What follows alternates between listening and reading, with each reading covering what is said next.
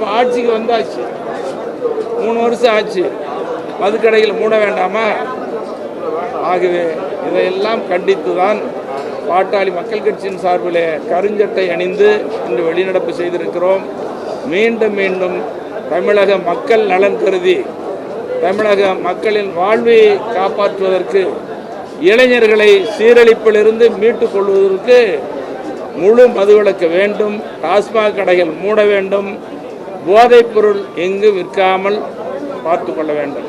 இப்போ இந்த போதைப் பொருளும் கள்ளச்சாராயமா காவல்துறைக்கு தெரியாமல் நடக்குமா? நேற்றுக்கு இன்னைக்கு நடக்கலை, கள்ளக்குறிச்சியில் தொடர்ந்து தான் நடந்துகிட்டு இருக்குது. இப்போ செத்துருக்கிறாங்க, நடவடிக்கை எடுத்திருக்கிறாங்க.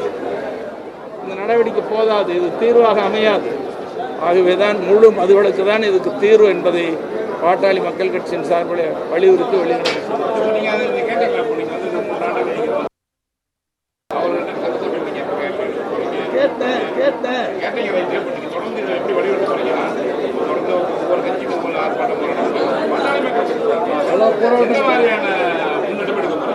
பாட்டாளி மக்கள் கட்சியின் சார்பில் 44 வருஷமா போராட்டம், கொஞ்ச நஞ்சல்ல.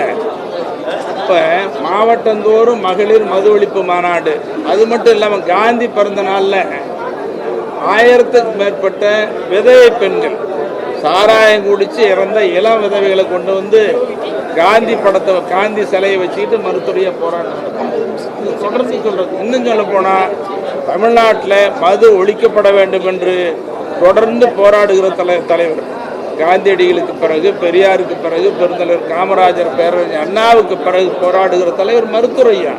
பாட்டாளி மக்கள் கட்சி தேர்தலுக்காக அல்ல, வாக்கு வங்கிக்காக அல்ல, மக்களை காப்பதற்கு நாங்கள் போராடுறோம். இது எல்லாரும் நண்பர்களுக்கு தான். ஒட்டுமொத்தமாக தமிழ்நாடு காக்கப்பட வேண்டும். இளைய தலைமுறை வீணா போயிட்டு இருக்குது, மாணவர்கள் வீணா போறாங்க. இதிலிருந்து காக்கணும், மீட்டெடுக்கணும்னு சொன்னா போதைப் பொருளை ஒழிக்கணும், டாஸ்மாக் கடையை மூடணும். தெளிவா இந்த பேட்டி முழுமையாக வெளிப்படுத்துகிறேன்.